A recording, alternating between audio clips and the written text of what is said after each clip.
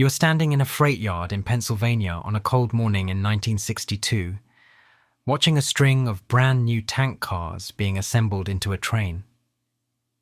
The cars are larger than any tank cars you have seen before, with a capacity of more than 20,000 gallons each. They carry no railroad ownership marks. The reporting marks on their sides identify them as the property of a chemical company, leased to a single shipper, dedicated to a single commodity moving between a single pair of points. This is the story of how the freight car of the second half of the 20th century stopped being the property of the railroad that carried it. For most of the 19th and early 20th centuries, freight cars were owned by the railroads themselves. A shipper requested a car at his local station. The railroad provided one from its own fleet. The car was loaded and moved to its destination, and the railroad collected freight charges that covered both the transportation and the use of the equipment. Records from the major roads document fleets of hundreds of thousands of cars, most of them general-purpose boxcars and gondolas. The arrangement worked well as long as freight traffic was relatively undifferentiated. A boxcar could carry grain in October and finished goods in March. A gondola could carry coal one week and scrap iron the next. By the 1920s and 1930s, however, certain commodities had grown specialized enough that general-purpose equipment no longer served them well. Petroleum products required tank cars built to specific federal specifications. Refrigerated produce required ice cars and later mechanical refrigeration. Live animals required stock cars with proper ventilation. The first major private fleets were built around refrigeration. The Pacific Fruit Express, owned jointly by the Union Pacific and the Southern Pacific, operated tens of thousands of refrigerator cars exclusively for the produce traffic out of California.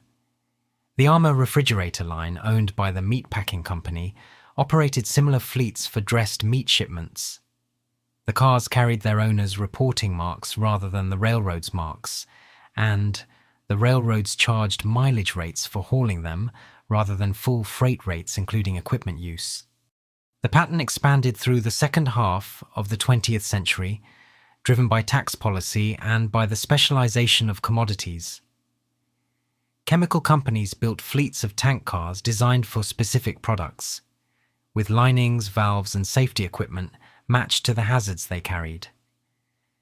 Grain shippers built fleets of covered hoppers designed for specific handling systems at originating elevators and destination mills.